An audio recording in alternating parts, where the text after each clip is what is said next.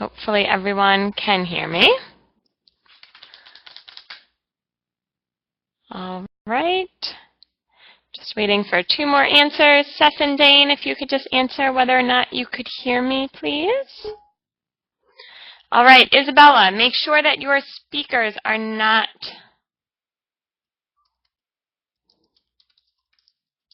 muted.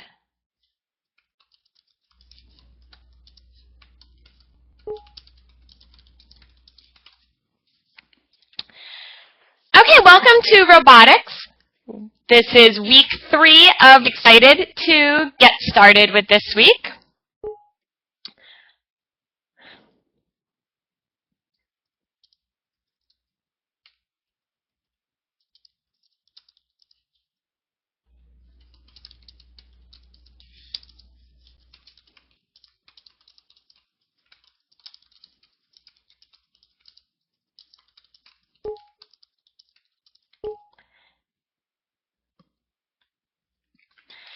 Okay, so here we are, week 3 of robotics.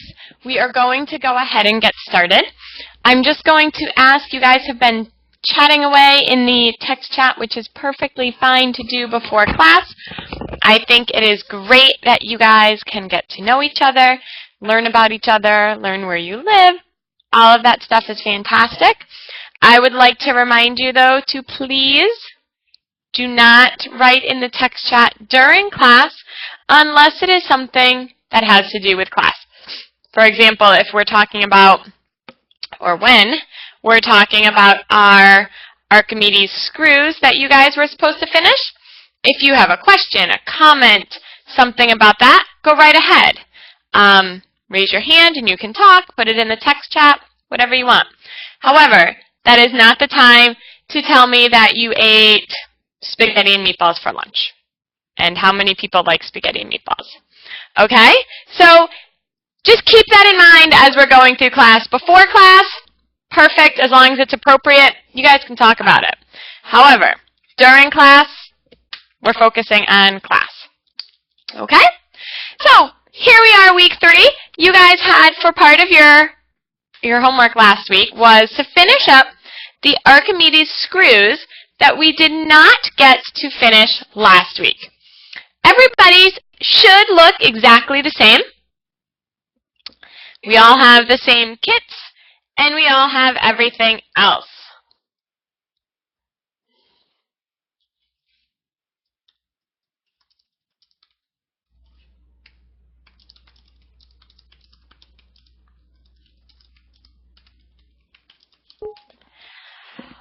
We all have the same stuff. So one of the things that, if we had the teacher's guide of this Archimedes screw, is it asked you to see if you could move a ball by twisting it through the Archimedes screw. So it was looking for something like a pinball, or not a pinball, I'm sorry, a ping pong ball. Does anyone have a ping pong ball or other small ball like that they would like to see if they can get their Archimedes screw to move? Do I have any volunteers? Oh, I have lots. Okay, Dane, I'm going to start with you. I'm going to turn your video on. So I'm going to stop my video. I'm going to turn your video on, Dane.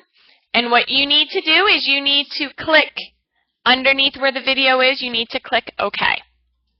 All right, so there is Dane. I'm going to go ahead and turn my mic off and you can talk. But let's see if we can see your Archimedes screw and see if you can get a ping pong ball to work in it.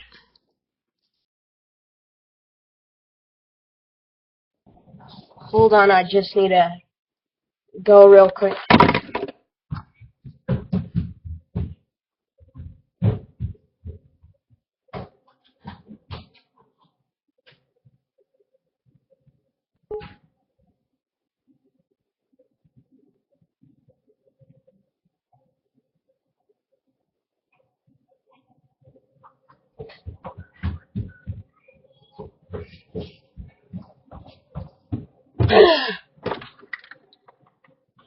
Okay.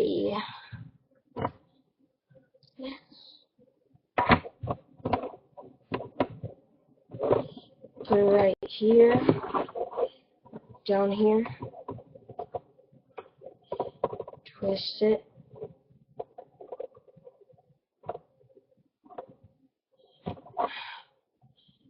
It's not working, but if I push it a little, it works.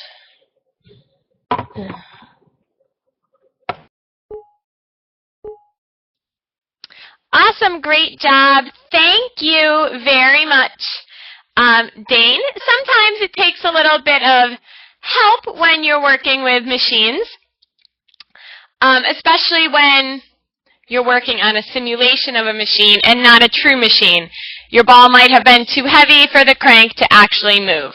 So let's see, Joseph. Everyone's going to get a chance who wants to.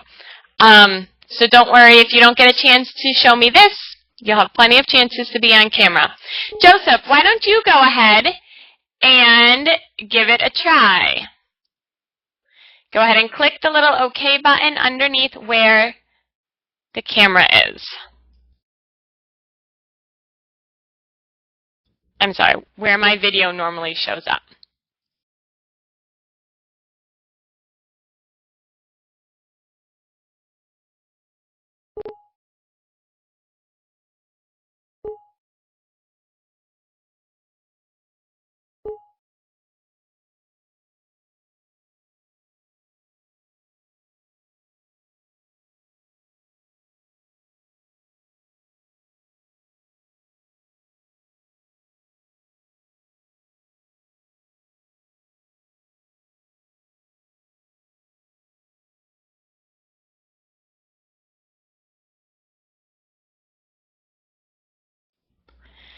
All right. Thank you, Joseph, for sharing that with us. Now, Joseph ran into a slight problem the first time he put the ping pong ball on, and that was that it rolled off of his Archimedes screw. And sometimes that can happen, but he got it on there and was able to move it up. All right, Clinton, do you want to go ahead and share yours?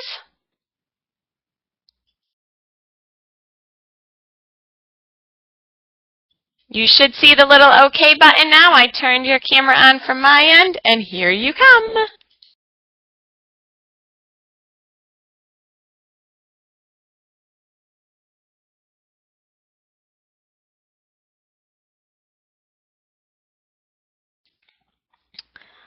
Awesome. Thank you very much. And his actually went both directions. It went up the screw and then back down the screw. Fantastic job, guys. Now,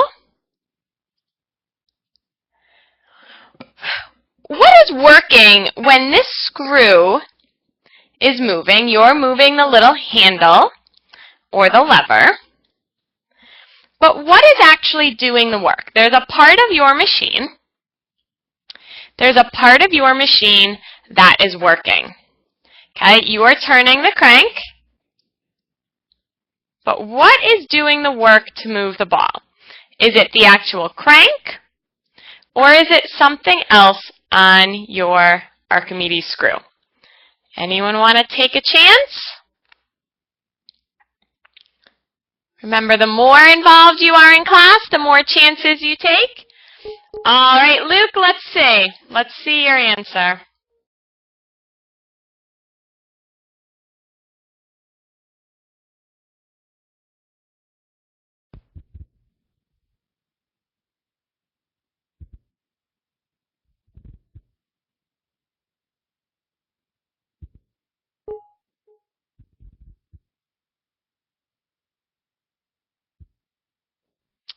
I don't think your mic is working, Luke. I see that you pressed it, but I can't hear you talking.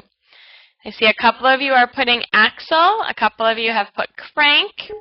What's doing the work is the screw around the center pole.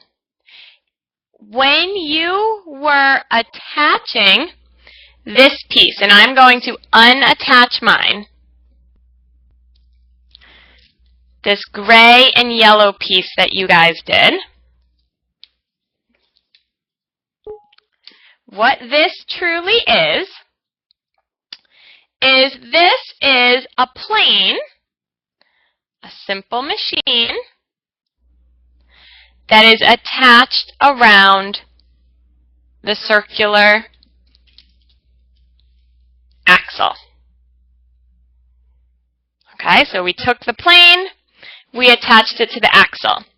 We took the plane and attached it to the axle.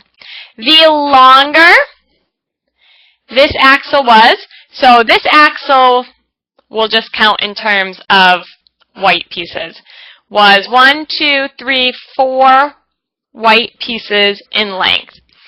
If your axle was longer, and instead of only 4 pieces,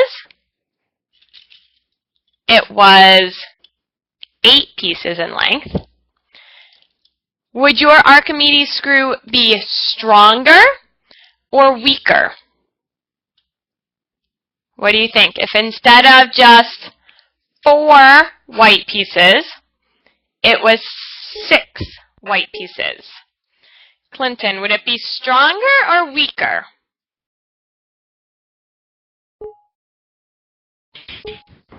It would be weaker. Why do you think it would be weaker? Because the longer it is, the more flimsy it gets.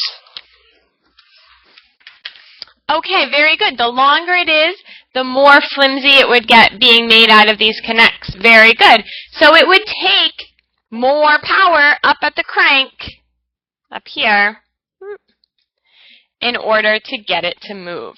Great job. Now there's a couple of different things you guys can do with your Archimedes screws.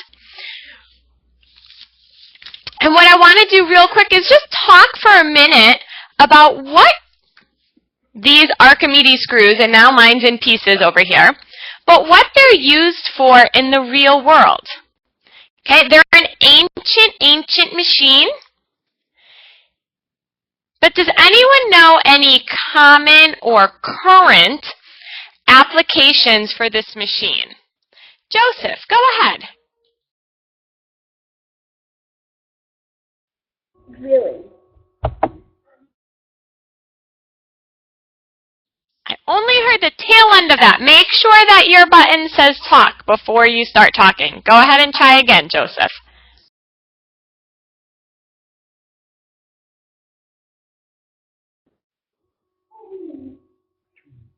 Really?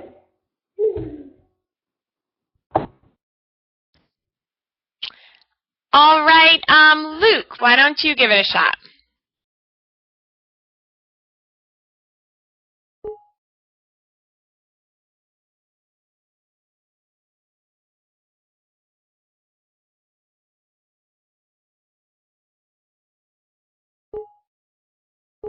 Well, I'm still not able to hear you, Luke. Anyone else want to take a chance? Go ahead, Clinton.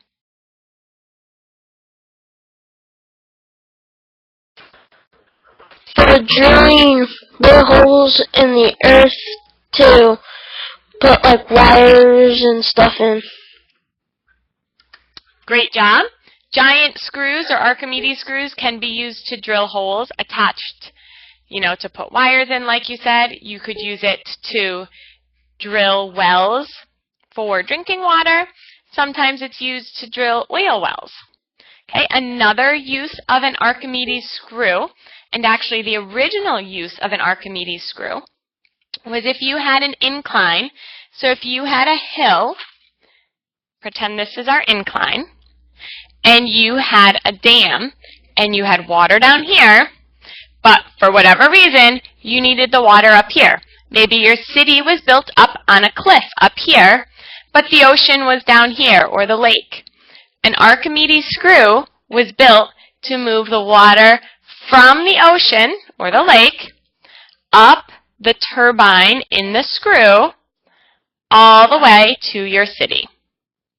And it was actually one of the first uses of an Archimedes screw, or the original use.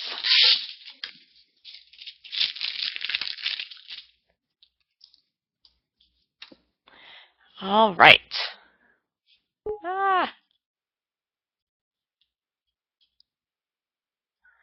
Hold on one second. Let me just read what you guys are writing here.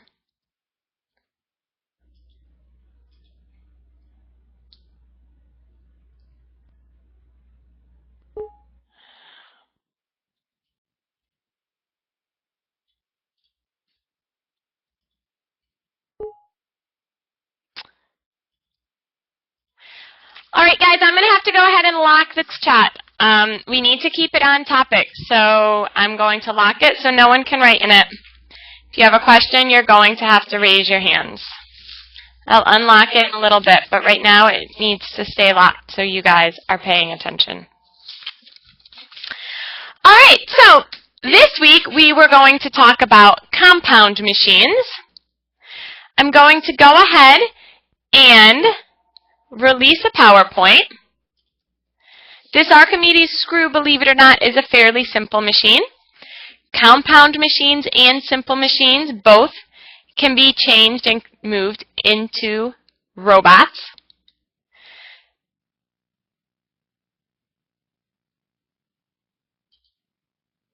So let's go ahead and look at our PowerPoint screen. And here we have some examples of a compound machines. A compound machine is a combination of two or more simple machines that operate together. Here are two examples. The first example up here is an engine, okay, with all of the fans, the belts in the engine. The second example on the bottom is the inner workings of a clock. You can see all of the different gears that work together to make the clock work. Many familiar compound machines, such as a car, a washing machine, or a clock, are combinations of hundreds or thousands of simple machines. Robots are another example of groups of hundreds or thousands of simple machines. Some examples of simple compound machines are a corkscrew. A simple corkscrew used to open a bottle of wine is actually 5 different simple machines put together. An inclined plane, a wedge, and a screw all form the compound machine of a corkscrew. We also have a jack. That's an example of another compound machine. A jack is an inclined plane, a wedge, a screw, and a lever combined together. Those simple machines combined together allow people to lift much more weight. A jack would be used, Seth, for example, if you had to change the tire in your car. Your mom or your dad or whoever might have a jack in the back of their car. You put it underneath the car on the pavement.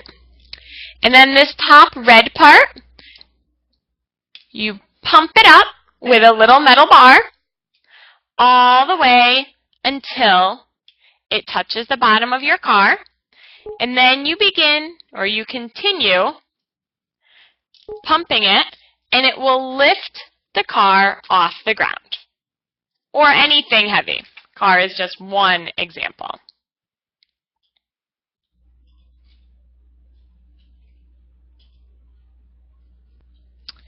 Another example of a compound machine is a stapler. A staple is a wedge that cuts through the paper because their ends are pointed in a wedge shape. So the simple machines in a stapler would be a wedge and a lever. And another compound machine is a pair of scissors. The cutting edge of scissors is a wedge, and there are simple machines in a pair of scissors are a wedge and a lever. Now, what I wanted to do was look for a robot that I thought was a great example of something that's made up of multiple simple machines and a robot that has an awesome use. So I think it was during last week, we talked about a robot that's being used to cure cancer. This week I found another awesome robot, and the awesome robot that I found this week is called Bear. Has anyone ever heard of a robot called Bear? If you have, go ahead and raise your hand. Okay, Bear like B-E-A-R. Okay, it doesn't look like a bear. All right, Clinton, you may have a little edge here then.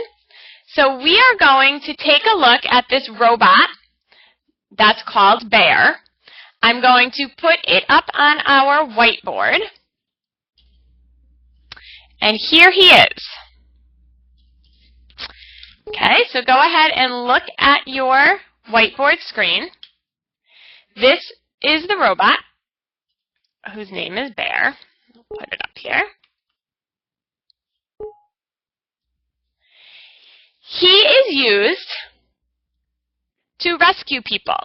So this is the robot, and it is carrying a dummy of an injured soldier. So we're going to take a look at him, but before we do, I want you to brainstorm what simple machines or complex machines, so what simple, please do not erase the whiteboard.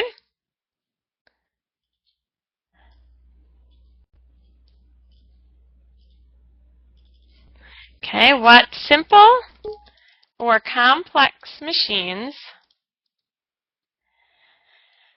do you see in Bear? All right, I'm going to give a final warning here, guys, and the text chat is going to be locked for the day. Okay, please only write in questions that have to do with what we are talking about. You all can write on the whiteboard. Remember to write on the whiteboard. You click the A that looks like a black letter or a typed letter A, and then go ahead and type. So I'm going to give you a couple of minutes.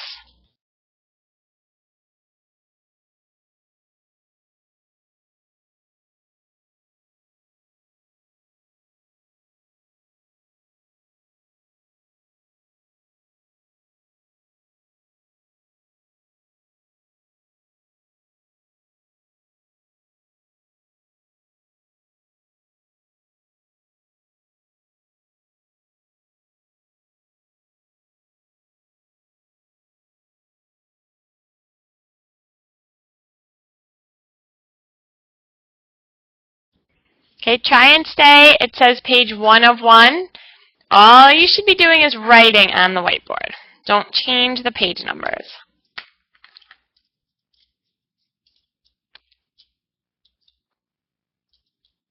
I'm going to give you about 2 more minutes, and then we're going to take a look at what you guys have. What do you see on Bear? Okay, I told you what he does. He's used to rescue people. Right here, he's holding a soldier.